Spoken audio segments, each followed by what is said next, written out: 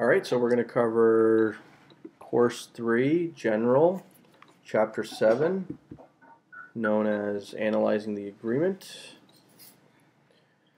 Okay, so the agreement of purchase and sale, that's basically where the agreement's going to show you the title of the property. It's got the seller. It's going to permit the buyer to occupy that premises.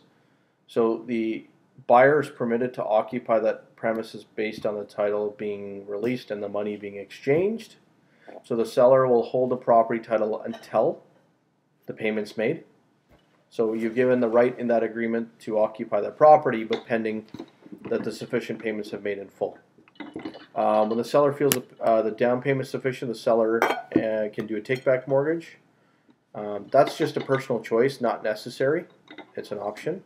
Do a quick refresher on how the take-back mortgage works. The seller take-back mortgage, let's create an example here for the sake of discussion. Let's say that I have a house for sale that's $200,000. Okay. And you have a down payment of $100,000, 50%. That's a really good down payment in my eyes. I'd feel extremely comfortable with that amount of equity you're putting down to give you back some of mine. So let's say my $200,000 property is paid off in cash. Okay. I have no mortgage. So you want to buy my property, you have $100,000 down. I might be willing to give you the seller take-back mortgage for $100,000 the difference because I don't have a mortgage. I can make some interest, and I like the fact that you have a big down payment, which makes me comfortable with the equity that's in the property. So you'd be like the bank. If I default on the property, you get the house. Right. So as you probably know, that banks make a majority of their money in lending mortgages. Yeah. And the interest that you're going to pay each month is worth my time to give you that mortgage in a property I have confidence in, because if I'm selling it, I probably have confidence in that property, and I trust that that property will be good. And I'm not worried if you don't pay, then we'll obviously take legal action to take that property back. Okay. Right? Or we'll rectify that situation legally. Okay. So until that time, it's called contractual interest. So what you're in, so think of the situation you're in. So you make an offer, you put down a down payment, maybe there's no seller take-back mortgage in this scenario, but in the current status, you would be in a contractual interest in the property. You're going to have the right or the permission to occupy the premises on that closing date, provided you're going to be making that rest of the payment. Okay. Now, if you default on that payment, every right and permit that was granted in this contractual agreement will now go away. Okay. So it won't exist. That's actually one exam question that we covered yesterday, if you remember it. Yeah, I do. Okay. So that covers that. That gives that clarity, and now we're good on that. When we talk about the agreement of purchase and sale, this is the most popular agreement you're going to do. Naturally, in real estate, you'll do these over and over again. It's asking you a couple things to make sure that they're included. So when it talks about the buyer's name or the seller's names, okay? Okay. So it's related to the individuals. If you're dealing with a just regular couple, they want to buy the property, you need their full legal names. Okay. If they had the same last name, you would never write Mary and John Smith. You would write Mary Smith and John Smith. It's an individual accounting. And is off their driver's license fine for that? Yep, you can go off their driver's license as a legal for their legal name, and you can ask them if they have another legal middle name if it's not there, in case they've changed their name in the state before. Okay. What about first-time homebuyers that just got married and the name is in process of being changed or something? Well, she would have a marriage license from Ontario to show you. Okay, right. So that's what you have to ask for. Okay. Well, they would have that. They would have applied for a marriage license, and then they would have that, so that would work for you. And on the marriage license, it says there, because I know when you get married, your name isn't changed yet. Right. So I guess just whatever. Like my wife didn't change her name for I think 8 months. Right. So well, you have two options there. If the person has presented the marriage license to you and you have it in front of you, so that means the name has been changed. Okay. You could write out the legal name and write in brackets maiden name. Okay. Changed recently or whatever, if you wanted to do that. Just make it. If you want to get that technical, you can, but you can. If they have a marriage license, you can take the new name, no problems. Okay. Because that's the certificate. Okay. If anything, make a photocopy if it makes you more comfortable. but that's legally binding. It's issued from the state. We got nothing to worry about. As long as it's a government document, right? So that makes you absolutely, okay with it type thing. So now if you got a corporation, you're going to have the full corporation name. So for example, if the company name is, Target Incorporated Department Stores, Inc., and then there's going to be a signing officer, or there's going to be a few signing officers. So either they're going to have a signature that says authorized signing officer. So they're going to have a stamp. They might have a seal. A corporate seal is that applies to maybe treasurers or accounting people that have that kind of authority. And then they're going to write the line, we have the authority to bind the corporation. So they're binding the corporation into that contract. So if you have a corporation, you might want to check their incorporation documents, and you might want to check some kind of a signing authority that they'll have they'll be able to show you some proof. They'll have a signing officer agreement or some sort of signing officer proof.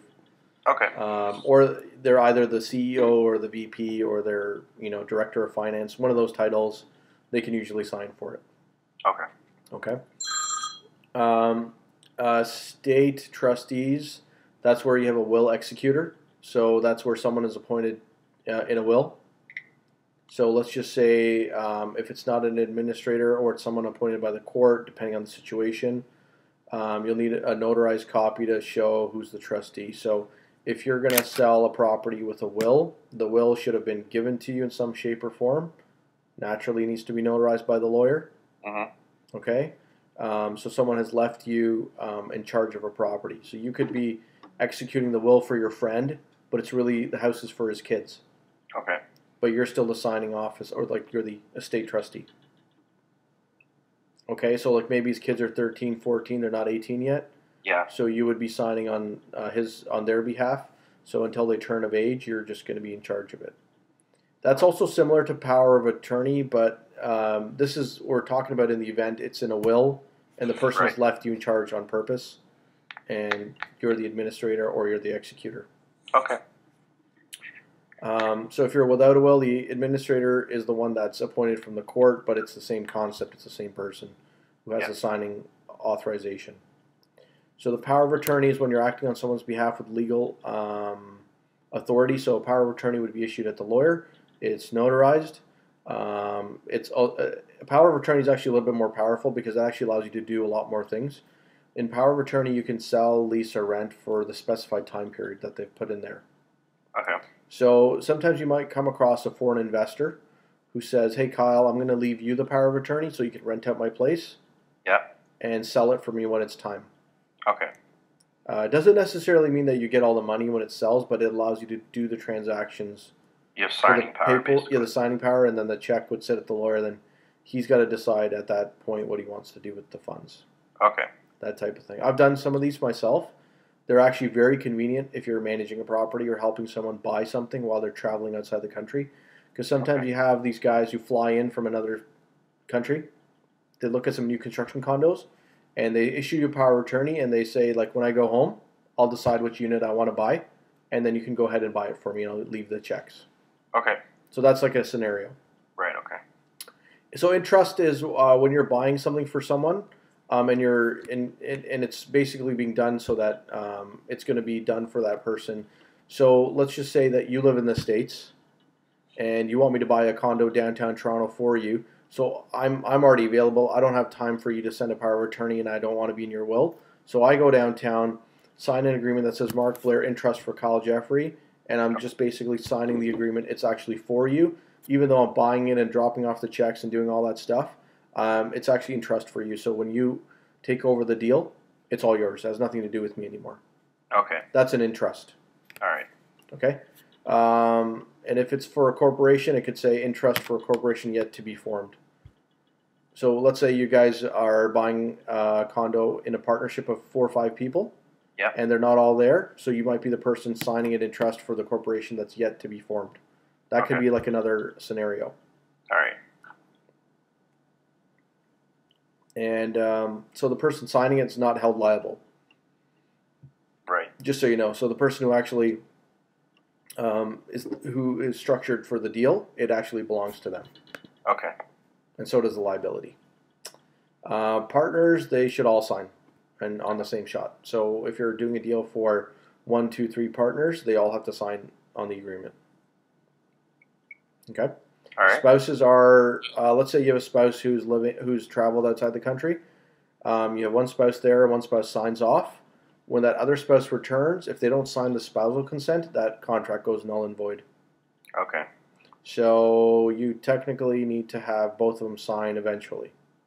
Okay, right. So it says here both owner spouses should sign. If one spouse is non-owner and property is a matrimonial home, the non-spouse must sign the spousal consent. Okay, got it. So what that means in simple is that even though your name is on title and you sell the home, your wife still has to sign the spousal consent no matter what. Okay. The lawyer will not close a deal or process that sale. Okay. Without her consent if you're married. And especially if it's a matrimonial home. Even if you're separated, actually, you still need the spousal consent. Yeah. Okay. So that's when you get into divorce cases and you deal with these listings or buyers who want to buy or sell a home and they're said their spouse is not available. Guess what? No deal. Yeah. Okay? So just keep that in mind. Yeah. Estate sales or a certificate appointment of estate trustee should be seen. So you have a certificate of estate trustee you have to have it like a marriage certificate. Yeah. And then the estate of the person and the estate the estate trustee, whoever that is, it'll actually say it. So when you have an estate sale, so someone has left, say for example, your friend left you property for his kids, but they're too young. So your name is going to be his name is going to be on the estate, like estate of your friend. Yeah. And the estate trustee would be you. And that's going to be on their certificate. And then you're going to have it when it goes out for sale. That paperwork will be there to process that deal. Okay. Okay? Because you can't otherwise prove it's estate sale. What if someone dies and you say, oh yeah, well I'm his cousin. Yeah. I'm selling his property. There's no certificate here. Yeah, okay. So this way it eliminates that situation from happening. Okay? Okay. So it includes the real property. So that is on the agreement of purchase and sale, you're going to have the full municipal address, including the town and the region. Right? Mm-hmm. So if you're doing a deal in Brampton or Oshawa, you're going to have, in the city of Oshawa or in the region of Durham or in the region of Peel, wherever the property is, it's going to have the town and region most likely in the full municipal address. Okay. Okay. The front and depth is really important that you have very less discrepancy in it. It's got to be pretty much exact. You have to do the job of your due diligence and your fiduciary duty to make sure that you've already gone far and above beyond to check those numbers. And that's just on the survey, right? You're liable for it when you do the agreement of purchase and sale because you're supposed to be able to verify it by, you can check the survey, you can check the land registry system in the back. Once you're an agent, you'll see that. Okay. It runs by Terranet. You can either pay a small fee. I used to go to the actual land registry office. Yeah, and you can do that too. That's a third way of doing it too. And that's another way you could do it also. But you need to verify it. Mm-hmm. Land description is the same thing you found on the title and the deed, which you're going to have to verify before. And you want to look for any easements, mutual drives, or right-of-ways. Because if you don't include them into the agreement, then getting sued can come back to you too. Okay. All right, so you have to really watch out for that stuff. That information is really important. It's got to be as precise as possible. Okay. So the purchase price is going to be, if you're buying land, you're writing per acreage per dollars. So if you're buying 10 acres and you're paying $100,000 per acre, you got to write $100,000 per acre. Okay. Or per foot, or whatever the case is there. But most likely, purchase price will be really straightforward because you're usually doing residential deals. Yeah. So they'll just be, $450,000. That's the purchase price, and that's it. Okay. So let's look at deposits. So as you know, the deposit holder is the listing brokerage. Okay. Mm-hmm. So when you do the deposit, it goes to the listing brokerage automatically. Additional deposits are given a supplementary deposit clause in Schedule A's. So if your buyer, is telling you a story that he's got money coming through or his RSP is going to get released or whatever, and you're not too sure, and you just want to be sure based on his commitment, he's got to put a certain amount of money down. Yeah. And you think you might spend it or whatever your concern is, you can have a clause that says you're going to make an additional deposit 30 days later because your closing is so far away. Okay. Usually when you do the supplementary deposit clause, like you want to do a second deposit in the future. Right. So with the offer, he wants to give you $5,000, but say, normally in this price range, people put down $20,000. So it doesn't make you feel comfortable. Right, yeah. So you tell them, I want another $15,000 deposit, in 60 days. Okay. You can put that clause in there, and usually you want to do it because of the purchase price and the norm of deposits in that area. Okay. Because some places in Toronto, they're expecting $20,000 to $50,000 deposit. Yeah. With the offer, because they want to know how serious and how ready you actually really are. They don't want you to waste their time. Right? Yep. So the deposit is held in trust. There's interest usually on the deposit. If the deal falls apart or goes null and void, you return the deposit with no deductions. Okay. And that's usually written in there. So if the agreement fails and the deposit holder receives a mutual release, and that lets them go, or there's a court order, one of the two. Court order will get to the point if both the parties are getting really petty. Yeah. And the seller says, I don't want to sign the mutual release because he, screwed over my deal. I could have sold it. It's been 6 months. It's blah, blah, blah. I've suffered some losses and I want some damages. Yeah. Then there could be a court order because he wants to fight for some cash. Okay. All depends, but most likely if it's like a quick reason over financial issues like not getting the mortgage commitment or the home inspection falling through, then most likely they're going to sign the mutual release. Okay. Okay. Pre-printed clauses, there's quite a few. Irrevocability is basically the time the agreement expires. Yeah. All right. So if you have irrevocability for tonight midnight, everyone's got to sign up everything before midnight tonight to stay valid. Okay. Or somebody's got to do a sign back and cross out the irrevocability and extend it according to the sign back. So if you make an offer to me for $100,000 and it's valid till tonight, and I say, nope, I want 110, and you got it valid till tomorrow. Okay. So the offer's still alive till tomorrow night because I signed it back to you. Right. You don't have to take it, or it can die, or you can sign it back again. Okay. A couple things can happen there. Completion date is the closing date. Naturally, it's never on a Saturday or Sunday. Yeah. Property has to be vacant to the buyers unless you agree to some furniture to stay in the home. Okay. Or unless you agree to take the tenants in the basement also. Okay. Or the tenants upstairs too, whatever the case is. Yeah. But other than that, it's got to be vacant, and the closing date has to be not on a holiday. Ideally, lawyers like it on Friday at the end of the month or the middle of the month. Okay. One of the two. So for notices, it says don't fill in the fax number if you're not doing multiple representation. Right. So the fax number has one side for listing, one side for selling. Right. Don't fill in the listing side if your brokerage is the selling side, and don't fill in both if you're not multiple representation. Okay. So even though that we don't really use fax as much anymore, this form we still fill it up. Okay. So you still put it in no matter what, because sometimes you do have to fax documents if somebody's too old and doesn't use a scanner. Okay. Okay. And we talked about shadows included yesterday. Yeah. It says include the make and model and serial numbers referring to appliances. Yeah. The seller has the right to remove all shadows if not specified in the agreement. Isn't that correct? Yeah. Absolutely. So if you didn't say you wanted the light fixtures in the living room, he can take it and it's gone. And he doesn't even have to put one there, but he should actually replace it with the original one from the builder. Okay. Or the original one that was there before, because it shouldn't be left open as a hazard. Right. He could be sued for that.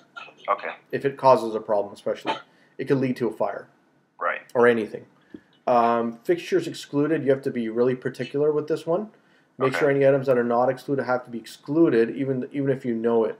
So it says be careful about built-in items such as dishwasher. Okay. Because we talked about that rolling dishwasher and that rolling clothing washer. Yeah. That people can just roll it right out, and then they're going to say, oh, well, it's not a fixture, and it wasn't attached, and I never said it was included because it was portable. Okay. So you got to be super careful, and that's why when you do your home inspection, yeah, or you do your second viewing, write down all the serial numbers and put it right in the agreement to help yourself have no liability. You don't want to spend $1,000 to replace someone's fridge. Okay. You don't want that. It's happened. I've seen it happen. Okay. And it happens even in excellent properties with excellent classy buyers with excellent jobs. Believe it or not. Yeah. Like the most unusual people do things like that. Okay. Like $700,000 house, he takes a fridge. Yeah. $700,000 house, really. $900 fridge. It's just like retarded because the fridge itself doesn't cost anything close to the profit he made selling that home. Yeah. Okay. And then we got rental items. That's usually the hot water tank or the alarm system. Okay. So if you have a hot water rental tank, you just want to put down that's a hot water rental tank.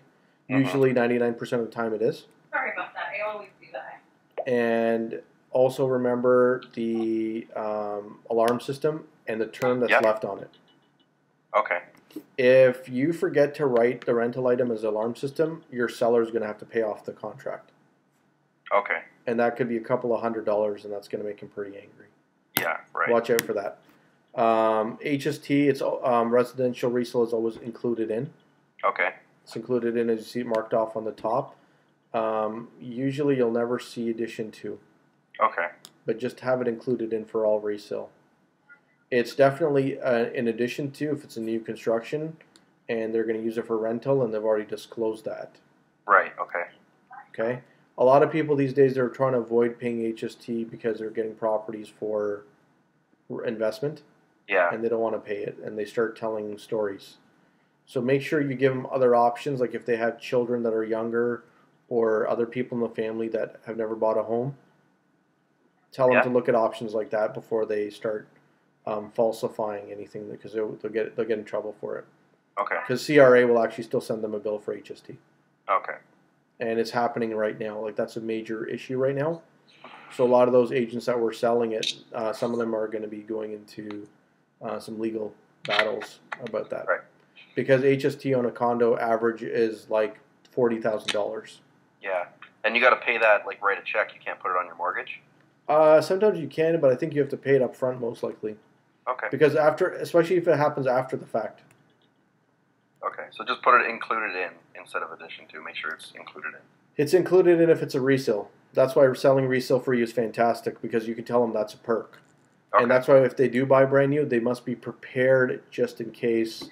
If it is investment property, they have to pay HST. Okay.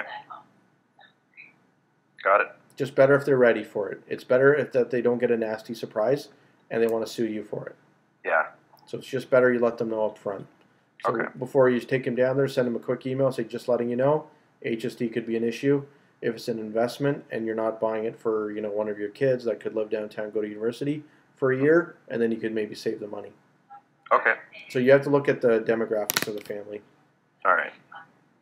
Title search, you have to allow a sufficient amount of time. So you're the one who decides the title search date.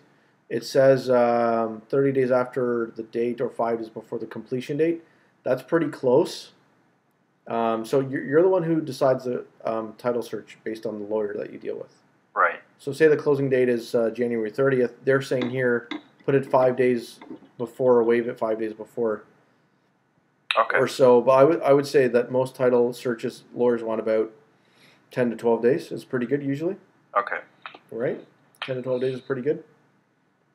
It says a lawyer may also search the title of 30 days after the requisition date or the date on which the conditions are fulfilled.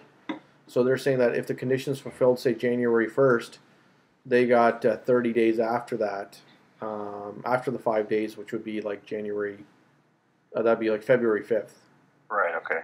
So here they're wanting a lot more time, but just so that you do know, most lawyers are looking for 10 to 15 days max. Okay. Max. Maybe 20 max, but that's only if it's a property that's got multiple units in it. But if it's just a very straightforward single home, not really. Okay. Okay. Got it. And it says here, present use. You always want to write single family residential.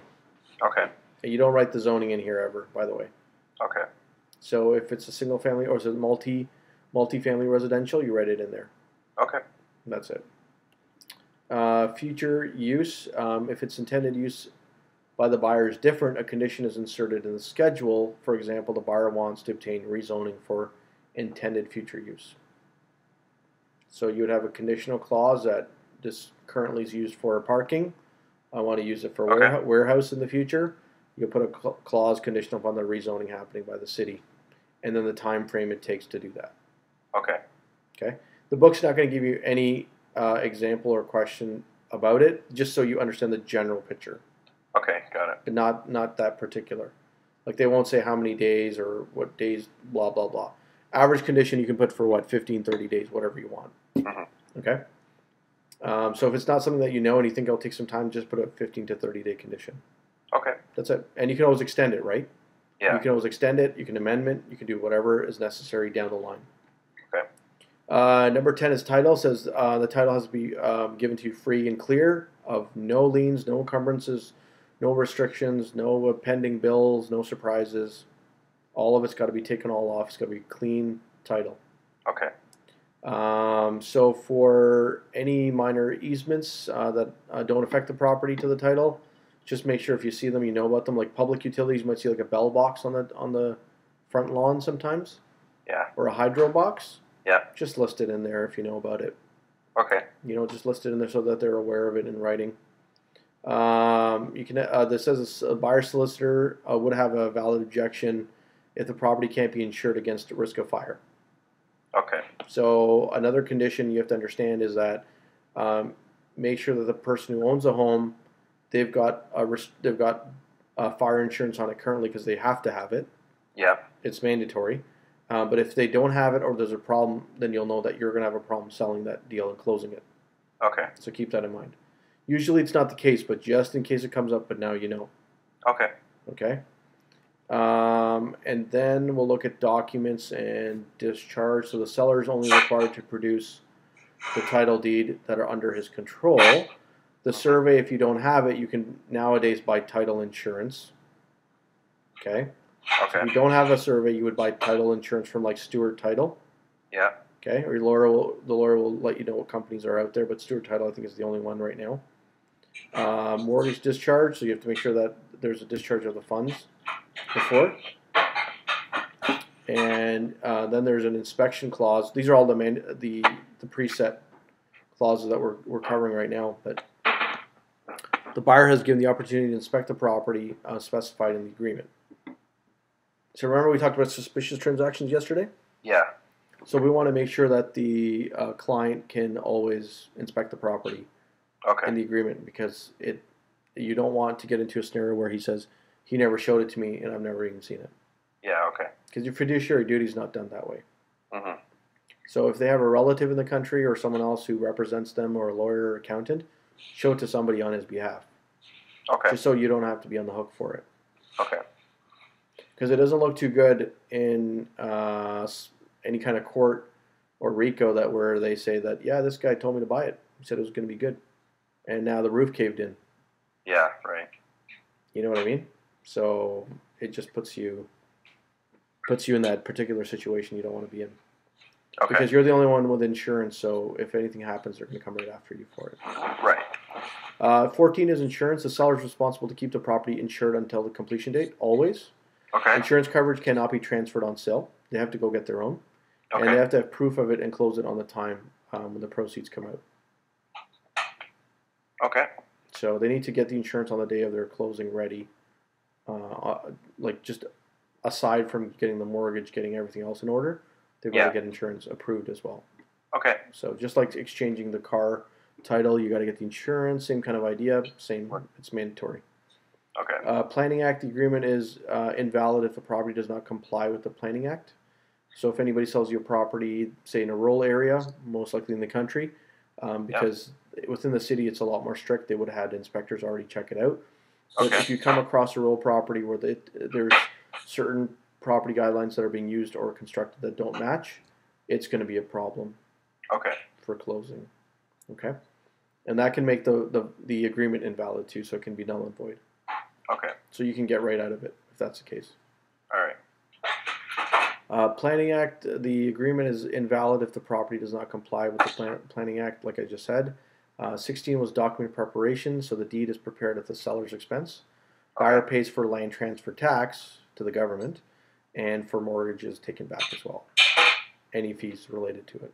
Right. Seller and his lawyer sign a compliance statement, and that complies with the section of the Planning Act. Okay. So they've already confirmed it, and you're all good. You're all set.